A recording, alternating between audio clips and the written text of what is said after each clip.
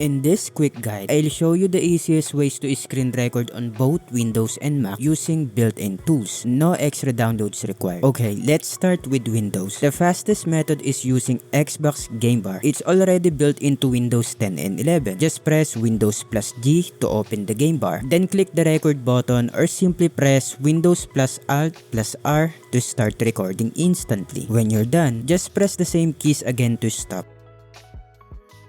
On MacBook, it's just as simple. Press Command plus Shift plus 5 and that will open the screenshot toolbar. From there, choose record entire screen or record selected portion. Click record. And when finished, hit the stop icon in the menu bar. Your recordings will appear right on your desktop. No need for QuickTime or third-party software. If you want extra features like webcam overlay or annotations, you can try lightweight apps like OBS Studio or ShareX. They're free and simple. Don't forget to hit the like and subscribe for more fast tech tutorials. Thank you for watching.